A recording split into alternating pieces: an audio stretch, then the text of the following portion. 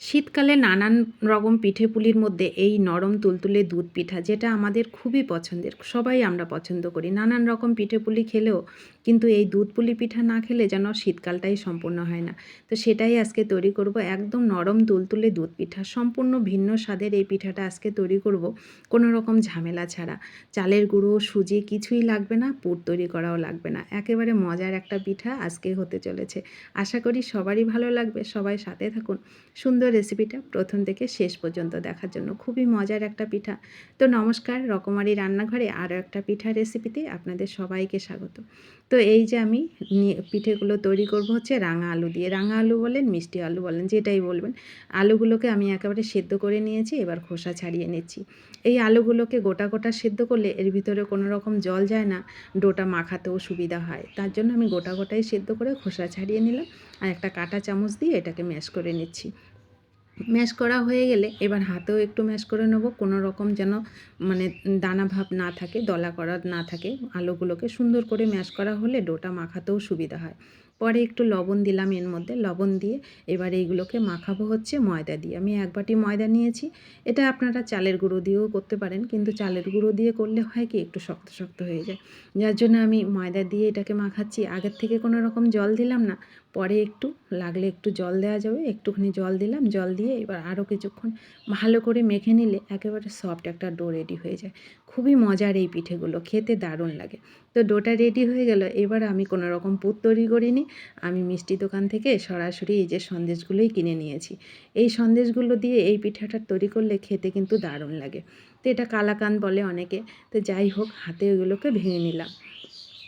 এবার ডোটা নিয়ে নিয়েছি, নিয়ে এবার ছোট ছোট করে লেচি কেটে পুলি পিঠার মতন এগুলো বানিয়ে নেব।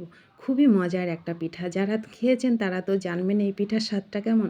যারা খাননি তারা এই সুন্দর রেসিপিটি দেখতে দেখতে মানে খাওয়ার জন্য ব্যবস্থা করে ফেলুন। খুবই মজার একটা পিঠা। তো সাইড থেকে এভাবে ফেটে যাবে, কিন্তু কোনো রকম সমস্যা নেই, হাতে একটু চেপে দিলেই কিন্তু লেগে যায় এগুলো। তো দেখুন এইভাবে পুলি পিঠাগুলো আমি তৈরি করে নিচ্ছি। খুবই মজার একটা পিঠা, খেতে অসম্ভব মজার হয় পিঠেগুলো। না যে খাবে সেই বুঝতে পারবে এই পিঠেগুলো কতটা মজার। তো দেখুন এই যে পুলি পিঠাগুলো আমি তৈরি করে নিচ্ছি। আর ভিডিওটি ভালো লাগলে প্লিজ ভিডিওটিতে একটু লাইক করবেন, আর ইউটিউব থেকে দেখলে ইউটিউব চ্যানেলটা একটু সাবস্ক্রাইব করে দেবেন। যারা সাবস্ক্রাইব করেছেন তাদেরকে অসংখ্য ধন্যবাদ। তো একটু সবাইকে শেয়ার করে দেবেন, সবাই যেন এই সুন্দর রেসিপিটা দেখে বাড়িতে এই শীত থাকতে থাকতে পিঠেগুলো তৈরি করে খেতে পারে। তো দেখুন পিঠেগুলো আমার তৈরি হয়ে গেল। কত সুন্দর পিঠেগুলো, মানে দেখলে মনেই হয় না যে এটা রাঙা আলু দিয়ে তৈরি হয়েছে। তো পিঠেগুলো তৈরি করতে করতে আমি 1 লিটার দুধকে জাল করে নিয়েছি, জাল করে একদম ঘন করে নিয়েছি। দেখুন কত সুন্দর ঘন হয়ে গেছে, সরও পড়ে গেছে। এবার 2টো এলাচ দেবো এর মধ্যে ফ্লেভারের জন্য। এলাচ দিয়ে এবার এখানে আপনারা খেজুরের গুঁড়ো দিতে পারেন, চিনিও দিতে পারেন। আমি এখানে লাল বাতাসা গুঁড়ো করে দিয়েছি। দিয়ে এইগুলোকে ভালো করে ফুটিয়ে নেব। যখন একদম টকবক করে ফুটে উঠবে তখন পিঠেগুলো এর মধ্যে দেবো। সামান্য একটু লবণ দেবো। যে কোনো মিষ্টি রেসিপিতে একটু লবণ দিলে কিন্তু মিষ্টিটা আরও বেড়ে যায়। তো এই পিঠেগুলো দিয়ে একটু চামচ দিয়ে হালকা করে এগুলোকে নেড়ে নেড়ে কিছুক্ষণ ধরে সেদ্ধ করে নেব। মানে সেদ্ধ করার মতন 5 থেকে 7 মিনিট সেদ্ধ করে এবার এইগুলোকে ঢেকে রাখলেই রেডি হয়ে যায়। খুবই মজার একটা পিঠা। তো দেখুন কত সুন্দর রেডি হয়ে গেলো। কালারটা কত সুন্দর, একেবারে উপর থেকে মানে ক্ষীরের মতন হয়ে গেছে। তো পিঠেগুলো এবার প্লেটে নিয়ে সার্ভ করলেই রেডি। খুবই মজার একটা পিঠা। ভালো লাগলে বাড়িতে তৈরি করে খাবেন।